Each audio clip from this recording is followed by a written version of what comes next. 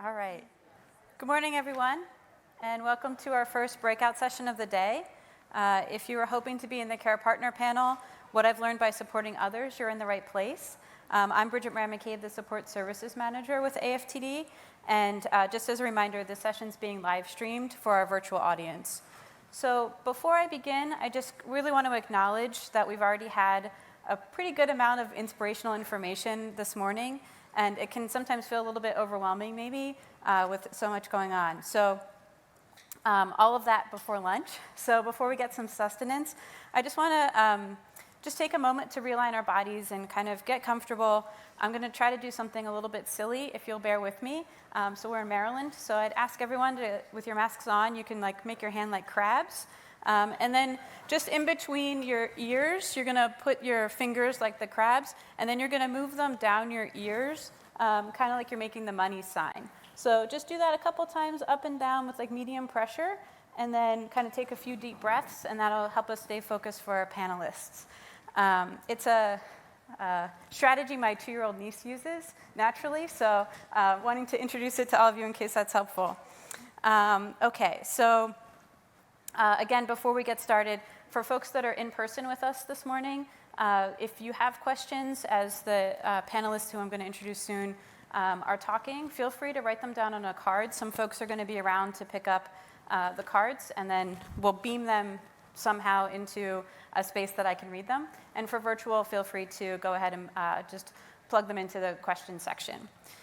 All right, so now I'm going to be introducing our panelists. So they're going to do a little brief introduction themselves, but Marian Grems has been a support group volunteer since 2018, and Scott Rose since 2019.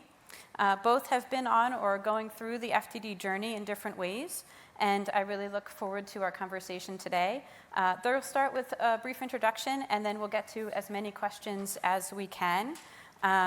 So without further pause, welcome Marian and Scott. Yep. Fantastic. Good morning. My name is Marian Grems, and I'm coming from OHIO. Thank you for being with us this morning, and whether you're here in person or joining us from home today, it's all about you. Looking at today's agenda, I'm just really inspired and energized by the message of hope from the speakers and the agenda. I'm proud to say that I've been an AFTD volunteer since 2018. I host a virtual support group, and I've really ventured out of my comfort zone and offer online cooking classes as part of Food for Thought. And as a caregiver of an adult child with FTD, the helpline often connects me with other parents caring for adult children. Frontotemporal degeneration has been a big part of my life for over 20 years. I was the caregiver for both my behavioral variant husband, Rob, and son, Jeff. Get ready for my best-selling book, What Men Really Think and Have Enough Common Sense Not to Say. Recently, my 45-year-old daughter learned that she's inherited the MAPT gene. Yes, we're one of those families with a long history of FTD. I found that there's nothing about FTD that's one size fits all. Each of our journeys is so unique. And as I share my story today, and it's one of growth and hope, I hope there's something that you can take away, something that resonates with you, if not now, sometime in the future. I was so excited to celebrate my 50th birthday. I know there's something wrong with me. Life was really good until a disinhibited, inappropriate alien who had no concept of personal space was beamed into Rob, my high school sweetheart and husband of 30 years. FTD turned my world upside down. Keep in mind that back in 2000, there was no definition of any variants, research opportunities were non-existent, and the association of frontotemporal degeneration was still a dream in the making. I was floundering and overwhelmed, but I was sure, I'm the oldest of 6, that if I gave it my all, I could fix Rob And if I could fix Rob, I could fix it. I never quite figured out what the it was because it changed so much from day to day. I was on a solo mission. I was going to do this by myself. I didn't need anybody, anything. I read, I researched, I planned meaningful activities, I made healthy meals, but all my efforts didn't stop FTD's takeover of our lives. Early in the journey, I wavered between embarrassment, fear for the future, and fix. I borrowed trouble at every turn and spent endless hours worrying about things that never happened. At the end of Rob's 9-year journey, I learned to trust my heart. When managing his daily needs became impossible, I realized that the time had come for me to entrust his care to the professionals so I could devote all my energy to loving. It was a win-win.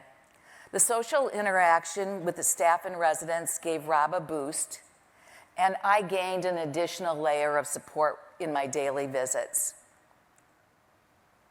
5 years after Rob's death, my mother's heart was really broken when my 40-year-old son, Jeff, started to exhibit red flag behavior. He's the cute little pilgrim in the picture. An FTD do-over was not part of my plan. So when Jeff moved from Arizona to live with me in Ohio, I quickly realized that I needed to up my game. I needed to take what I'd learned in Rob's journey and definitely pivot out of fixer mode. I was determined to make more memories, have more fun, and bring more people along for the ride. We blasted music on car rides, danced in the kitchen, and oh yeah, we ate ice cream for breakfast with lots of whipped cream. If I was going to beat FTD at its own game, I wasn't going to do it with facts and figures, but by turning Jeff's disinhibited and inappropriate, oh and yes, annoying FTD behaviors into fun. So Jeff was obsessed with Kroger brand honey peanut butter. It didn't matter who you were or where we were. He would do a finger swirl and offer you a taste from his finger. It drove me just to the end of my patience. So I'm going to challenge you today to think of one of those kinds of behaviors and find a creative way, a fun way to flip it into fun. So this was Jeff's gift to the world. He thought didn't matter if you were the president, the pope, the mailman, you needed to try this. So I turned his gift into a gift. And we bought it in bulk. We made a list of who we were going to share it with, and we gave it to people with a spoon, so he didn't have to use his fingers. The beauty in that was that I had a gift when he was no longer interested and was apathetic, because I had all those fond memories of the people that he'd shared that part of him with, his love. And it just really gave me something to hold on to. And that's not to say that it was ever easy or without frustration, but it helped me, that flipping mindset helped me flip the switch. During that period of time, our lives stood still, but FTD advocacy was on a roll, and that's where I see the hope. AFTD was up and running, offering support and limitless resources. Jeff qualified to participate in the clinical trial. He enrolled in the FTD registry, and brain donation was literally a no-brainer. Then I'd like to introduce you to my daughter, Amanda. She's the mini-me, the skinny one with the dog and my husband in the wedding dress. She lives in Colorado and is a 3-time cancer survivor. She beat non-Hodgkin's lymphoma in her 20s, angiosarcoma in her bone and lung in her 30s, and triple-negative breast cancer in her 40s. When her friends started calling, having concerns about her executive functioning and memory, I went back and forth between dreads.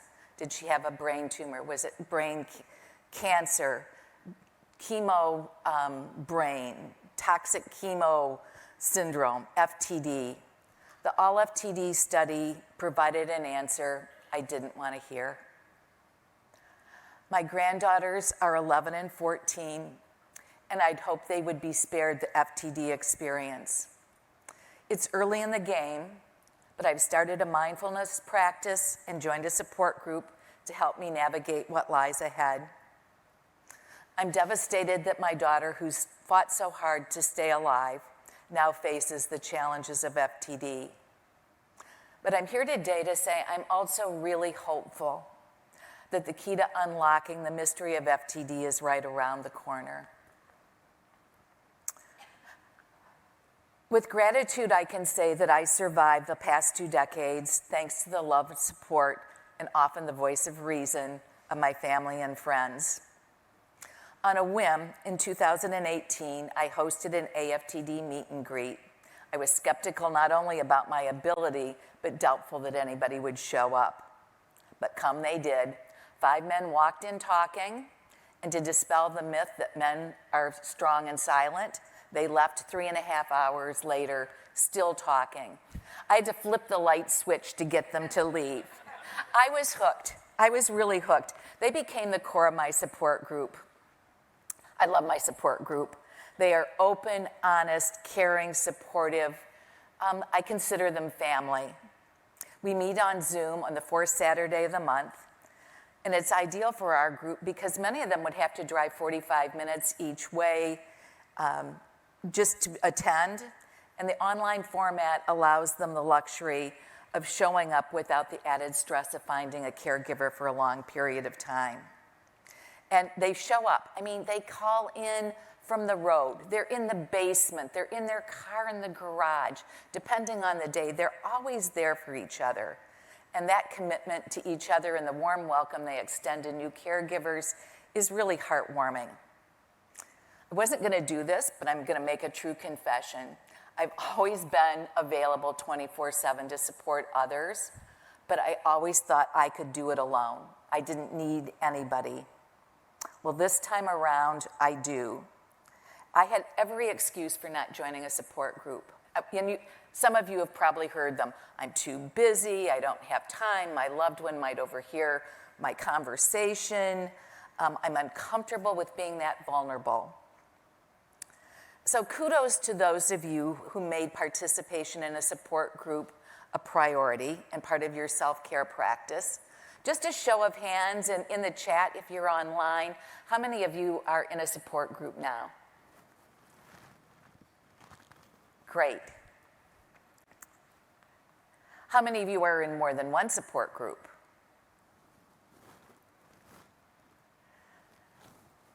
To everyone who's still on the fence, I invite you to join me, to dare greatly, and give a support group a try. Today, there are so many options out there. Find a group that meets your needs. I wish I could tell you exactly what to expect, but just like FTD, the dynamic of any support group is unique. I can tell you, you can expect to be heard, you can expect to be supported, you can expect confidentiality, and you can expect to be wrapped in love and understanding. In closing, I'd like to share the advice I give new members because everyone comes at a different place.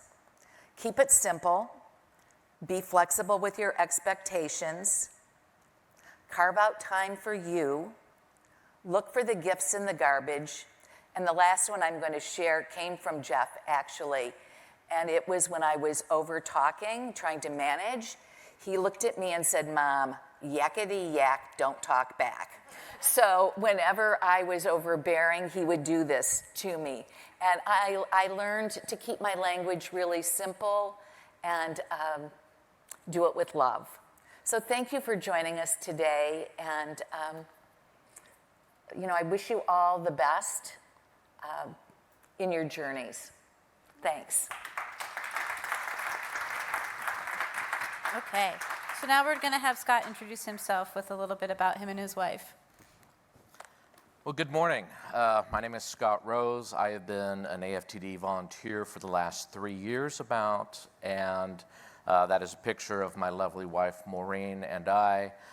We met in '93, and we started dating in '96, and we got married in 2000. And at that time, she had 2 kids that were grown and gone and starting their own families. And so we met and married later in life, and we got to do a lot of the fun things. All the things that she had dreamed about doing in a marriage, we got to do, and fairly unfettered. She wanted to travel. We traveled all over the place, many locations, and so I have no regrets there. We did amazing trips, and we are from Portland, Oregon, and all the rumors about Portland, Oregon weather are true. So, so one trip was always somewhere very warm and exotic where she wanted to go, whether that was Mexico or Hawaii, the Caribbean, and then another trip was just whatever interested her, from New York or Niagara Falls to Sicily, and we had a wonderful time. She also loved music, and we went to all of her favorites, from Bruce Springsteen and Billy Joel to Paul McCartney and the Rolling Stones. We went to live concerts, and we had a wonderful time. With music comes dance. I needed to take lessons, and we did. And she was wonderful at it, and I got good enough that I could take her out on Saturday nights without embarrassing her too badly. But the other wonderful thing about her is that she loved to go, she really enjoyed live sporting events, and she was a very patient wife. Next slide, please. Very patient. She would just, whether it was a basketball game, a football game, whatever, just loved to go. This picture is January 1st, 2015, to the Rose Bowl, and we're going to see our Oregon Ducks. And we had a wonderful time. And that picture next to it is the next day we went to Catalina Island. And the reason I show this particular trip is it's very vivid for me. I remember everything we said, where we went, what we ate, how she behaved. Wonderful, wonderful trip.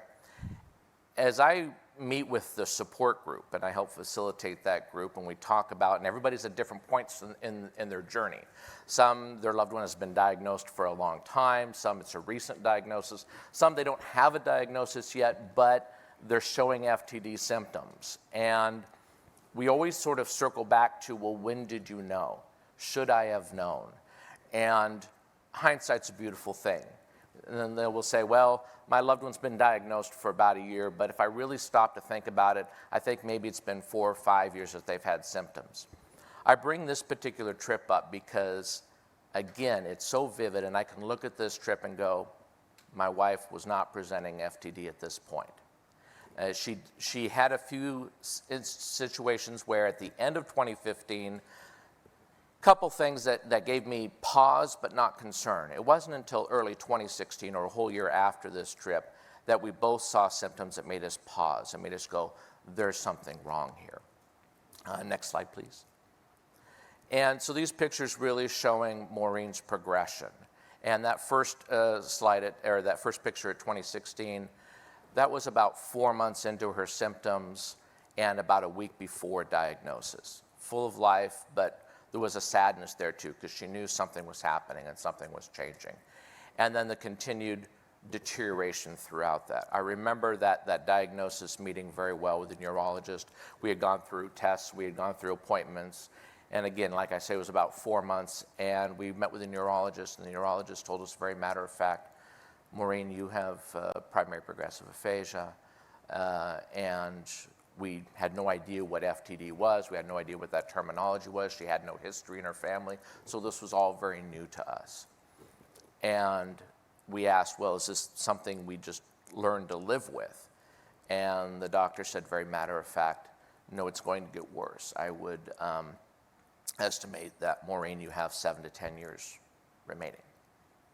And that was obviously devastating to us. And it wasn't 7 to 10 years, it was less than 3.5.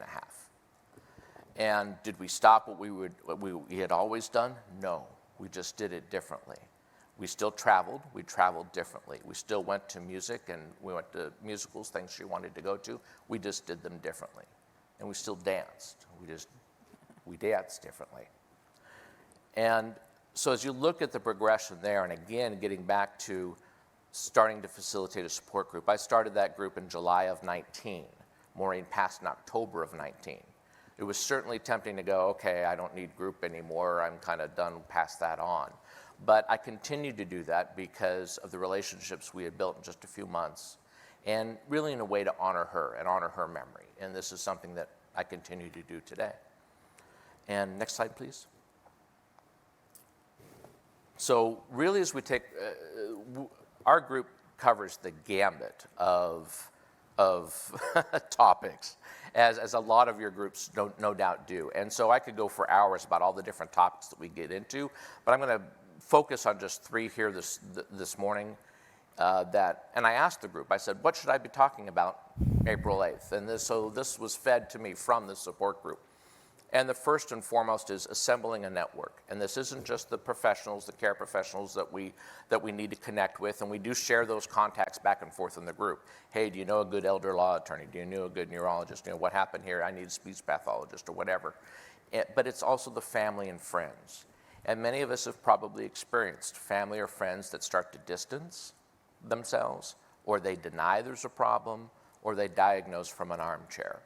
And we discuss as a group the strategies for overcoming that. And with the distancing, is we do circle back to be specific about the help you need. To just say, hey, you know, call me when you're available to help me and we'll figure something out. That call never happens. So instead, be specific and call them up and say, look, I've ordered groceries online, can you go pick them up for me? Or, I have to run errands for 2 hours, can you come sit with them? I've prepared a meal in the refrigerator in case they're hungry, but can you come sit with them and keep them company and just engage them? And so look for specific ways that they can assist you. And that helps to overcome those barriers. It helps to close that gap, bridge that gap. I also talk about documenting the mundane.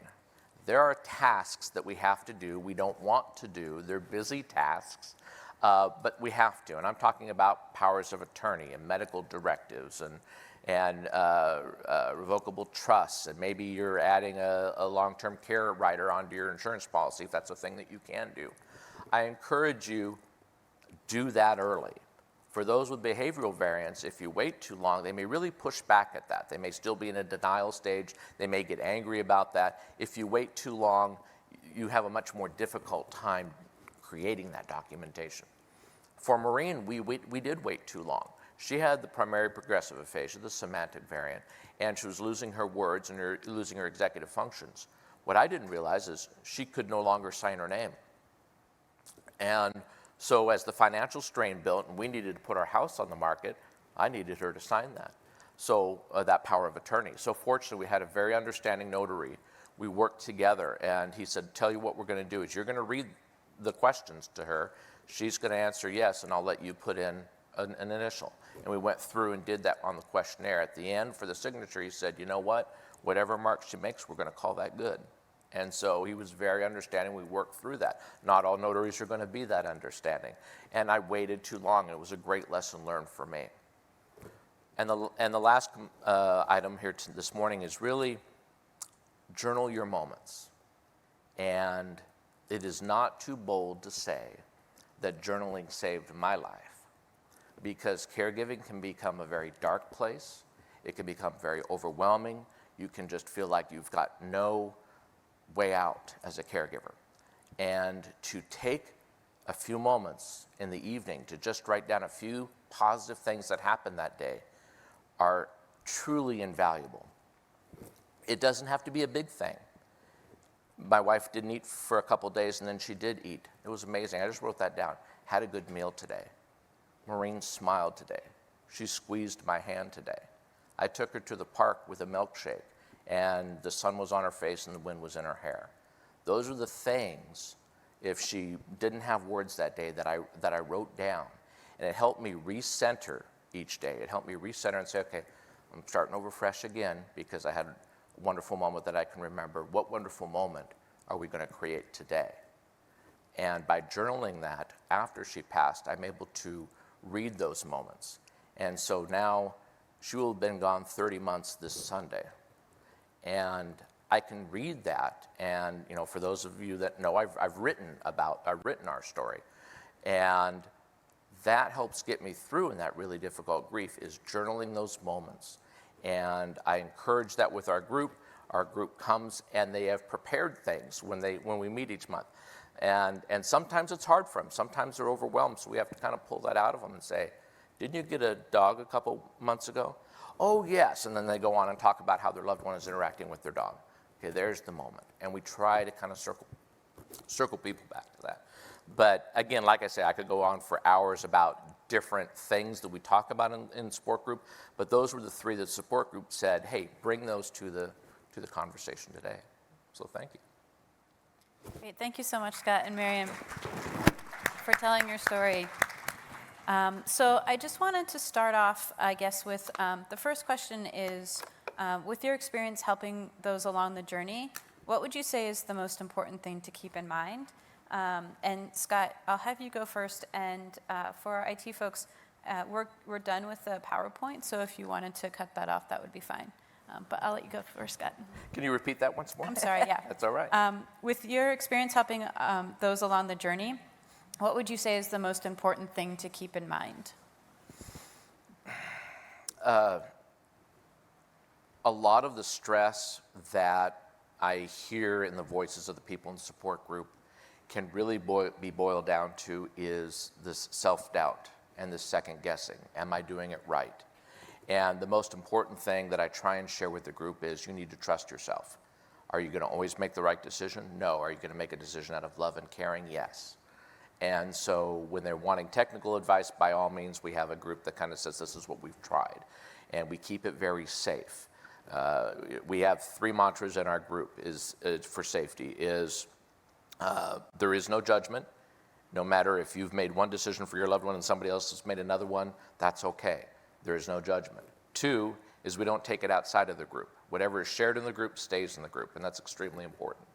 And then 3 for safety is any recommendations, whether it's medications or somebody to use or somebody to talk to, is please get it vetted first. Don't just say, oh, that's good, and go do that. And so by keeping it safe, and it takes the technical components and gives that to them, but then we boil it down to, do you feel confident leaving here? Do you feel like you can make it the next month or make it the next week? And then if you can't, please interact with me 24/7. Call me up and let's talk. Because sometimes a month is a long time to wait. But really each time we're saying, trust yourself. If you run into a roadblock, let us know. But trust yourself is probably the most important part. Thank you, Scott. And Marian? To add to Scott's, I was going to say trust your heart. But I think it's important that you keep in mind that FTD doesn't happen in a vacuum. We, I think, have a tendency because of overwhelm and needing to learn so much and to figure it out with every day being different, we laser focus on FTD. But how many of you can say that you're managing other things as well? So aging parents, children with problems, your own health issues, financial issues. So my advice is always create some sort of backup plan. Don't borrow trouble, but balance that with being prepared for what's next. Investigate services before you need them, whether it's in-home care or respite care. Have a plan in place so that you're not making decisions in chaos, because life gets really complicated and messy, and it's not just about FTD. You're probably managing and balancing a lot of balls in the air. Great, thanks. So just another reminder, if folks do have questions, feel free to either put them into the Q&A if you're virtual and or put them on the index cards that are found in your bags, and folks will be around to collect those. So I guess the other question that has come up is, in terms of the structure of how your support groups run, how do you help others in your group to really navigate the complexities? So you both have spoken to this a little bit, but kind of honing in on that particular piece. And I have some thoughts about that as well, but I'll let you guys answer that too first. Which of us? Either one. Go Whoever ahead. wants to jump in. Go ahead, Scott. Okay. So for navigating the complexities, there are a lot of topics that come about, and in our hour and a half to 2 hour window, we can't always cover all those if they sort of come up spur of the moment, spontaneous. So typically I will reach out a week before our group and I'll say, hey, are there any topics that you would like us to discuss next week? And oftentimes we'll get 2 or 3. That allows me to research and kind of bone up on that particular subject matter, and others are also aware of the subject matter that's going to be discussed. Not to say that we don't get off topic, we do every single meeting get off topic. But it does help the people that are really struggling with a specific issue. We have the benefit of, we have 60 people in Oregon that we regularly communicate with for the support group, and different numbers come to each of those support groups. And to get that wealth of knowledge and bring that together, that really helps them navigate their specific issues. And sometimes the person can't come to the support group and they'll say, well, I saw this about concerns regarding care facilities, I'd offer this information. And then I just share that with the group. We collect everything that's shared and we repeat it back to them, do a follow-up within a week so that everybody has that in writing. And then quarterly, I send out everything that we've previously set out and kind of just put it basically in sections. So people want to just say, hey, I remember there was some YouTube videos regarding different caregiving tips. Can you tell me what that is again? But by giving them those resources every quarter, then they don't lose it, they know they're going to get it again, and the list builds each month. And that's really valuable to them. They really utilize that as a resource to help them sort their life, if you will. And my support group is different than Scott's in that it's small. I have 6 to 8 people on a monthly basis connecting for an hour. And with the makeup of my group right now, they really are there to support each other. I facilitate to a certain degree, but this is their journey, and I like to let them support and care for each other.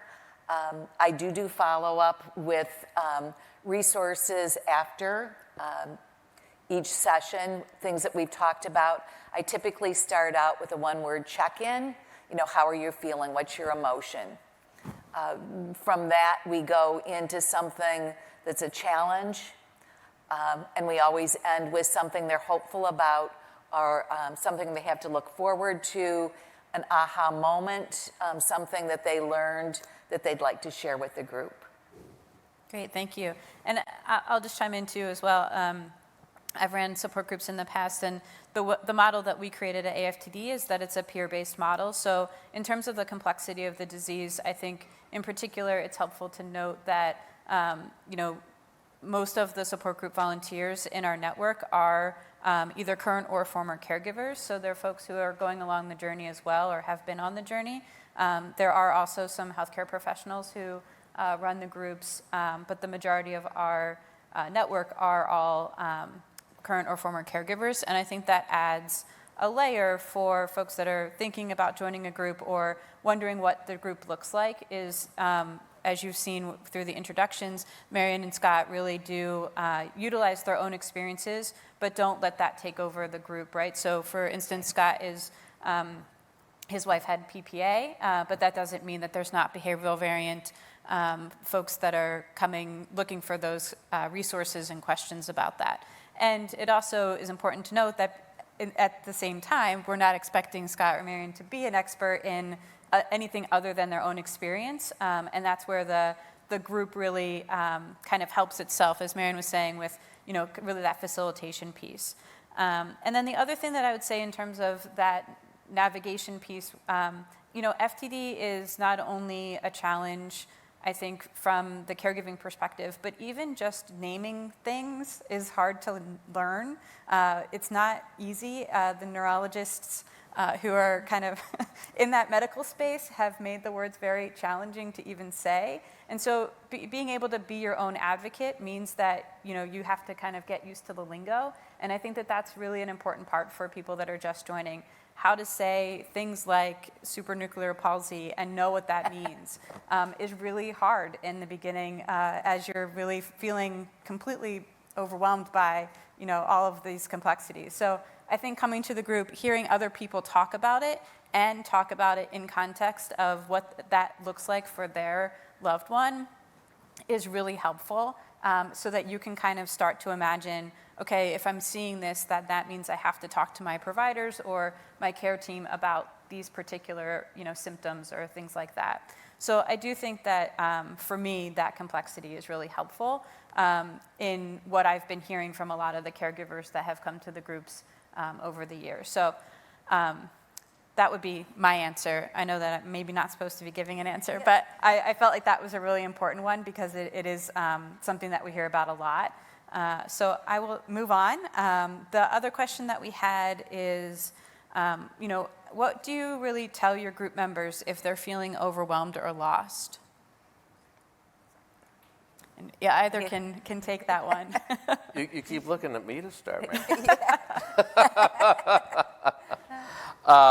As I mentioned before, certainly trusting themselves and trying to remove some of that self-doubt. But we get overwhelmed because of all the tasks in front of us, because of where we know that this is headed, because, as Marian said, we have other things outside of the caregiving that also weigh on us.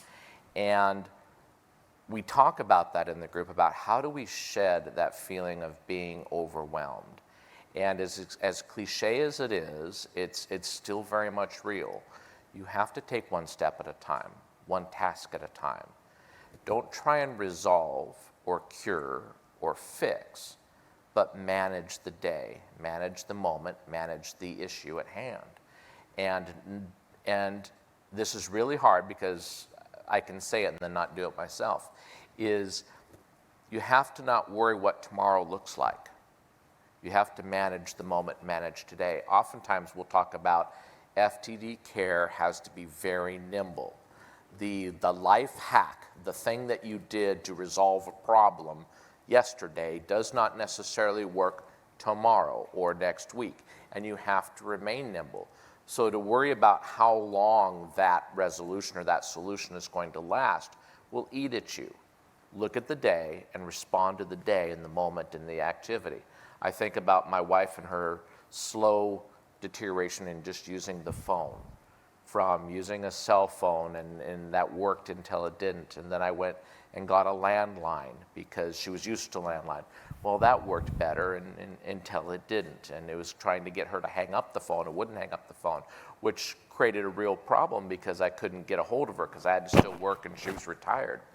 And so we got rid of the landline, and then I just went to a camera with a speaker, and I would reach out to her, and I had to do it softly because I didn't want this bellowing voice in the front room to suddenly startle her.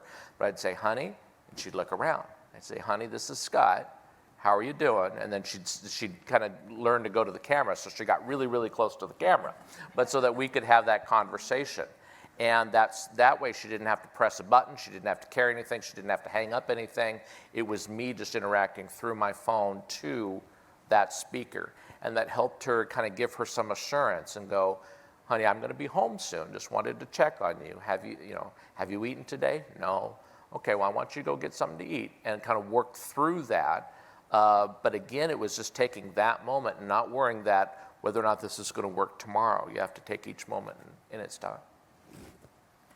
And in addition to Scott's baby step approach, because we do a lot of that as well, one day at a time, baby steps, using kind of a thought ladder to create plans for people to kind of help navigate some of their challenges. We've also started to offer an optional 10 minutes after the session or after a support group meets for a mindfulness practice. And that really kind of helps people it gives them something on a daily basis that they can incorporate in their own lives that just helps them slow down a little bit, take each day at a time. And also the journaling, which a lot of people in my group do. Great, thank you both. Okay, so we have just a couple minutes left, so I hope you all have felt the love from Scott and Marian today and all the ways that AFTD and our network of support and other volunteers are here for you to share resources, information, and allow space for those on the FTD journey to process, to learn, to grieve, and to be with people who truly understand. And so AFTD continues to be the best source of information, of support, and of advocacy. So please look on our website where you can find information about all the ways that we support each of you. You can also contact our helpline for that specific information that's unique to your situation. And thank you so much to Marian and Scott, and for all of you who've participated today. We are about to go into lunch, so we've made it through half the day. And for our in-person attendees, a quick piece before we close out. You're going to find lunches just right in the hallway outside of the grand ballroom. Please feel free to enjoy your lunch anywhere that feels comfortable for you. And we'll reconvene here in the grand ballroom along with our virtual audience at 1 p.m. Eastern for the second half of the conference. And so I'm going to have Scott and Marian actually close us out today with the following last question. You about have a minute each. So how do you ensure that your members leave the group with something to be hopeful about? No pressure. No pressure. To me, there's so much more hope than when I started. So not for each session, but when I meet with people in advance of them joining the support group, I'd share a little bit of my story so they know where I'm coming from, and I'm able to tell where the journey started with no support to where it is today with how much hope and support there is. So I sort of use my history for that. Lovely. And for me we have people that have loved ones that have passed and they're tempted to leave the group. I really strongly encourage them to stay with the group, if not for themselves, for the other people in the group, because then they can share that, hey, this is where I started and this is where I'm at, and I'm okay, and I'm doing well, and these are the things that I'm engaging with now. And so people that are early in their journey are able to see that things do go on, life does go on, and that there is opportunity to do more for in memory of their loved one, and to look forward to a wonderful life, in memory of that loved one. Great. Thank you again, both. And so we're going to make our way to lunch, as I mentioned, and I'd also just encourage you to kind of take that time to enjoy connecting with others and check out our exhibitor booths. You can learn more about Scott and his wife's journey. He wrote a book that is displayed out there, and he'll be at that table. But let's give a round of applause for our panelists today. Thank you. Scott might even autograph it for you. All right. Thank you very much. Thank you.